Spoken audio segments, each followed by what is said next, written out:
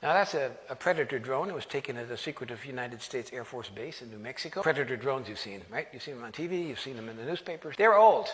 They're 20 years old, the technology. This is, I mean, it looks very scary when the Spiegel and the ARD write modern technology and the guys in the joystick and killing people and Taliban in Afghanistan far away. But that's what a modern drone looks like. This is not a Predator, this is a Pegasus. It's an X-47B. It's owned by the Navy. It's a jet-powered machine, not like a propeller-driven Predator.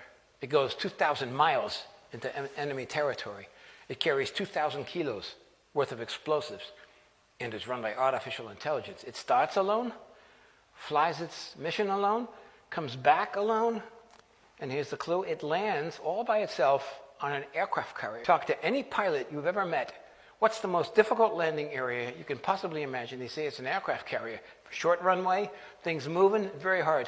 This thinking drone can do it. But here are the two keys to Pegasus. Pegasus is invisible. Now, I'm not talking about stealth and being invisible to radar.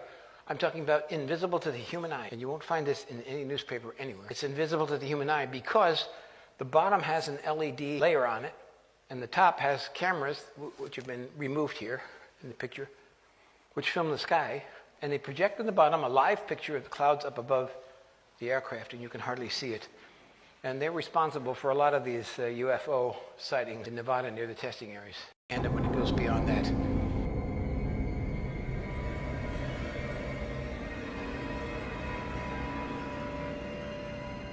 This image was taken 17,500 feet above Quantico, Virginia, and covers 15 square miles.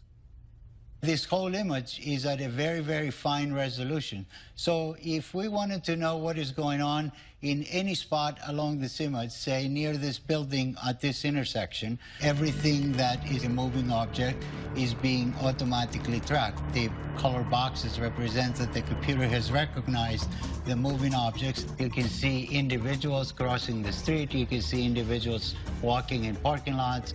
There's actually enough resolution to be able to see the people waving their arms or walking around, what kind of clothes they wear. Unlike the Predator camera that limits field of view, Argus melds together video from each of its 368 chips to create a 1.8 billion pixel video stream. This makes it possible to zoom in and still see tremendous detail. And produces 1 million terabytes every day. That's a lot of data.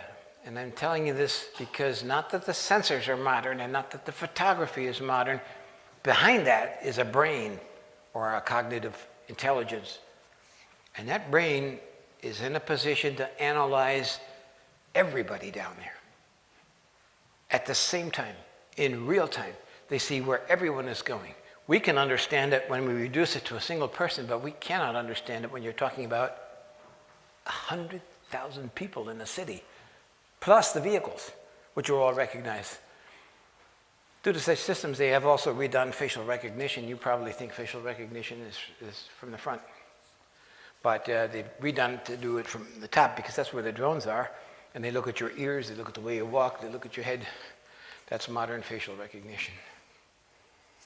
So that's one idea. As a human being, we think of one camera and one person. This is a little of their things, that it's taking all the details, all the music up to, and they record it so they can tell where that person was 2 weeks ago, 2 months ago, what stores he visited, what his whole behavioral patterns are. That's all part of the analysis of Argus.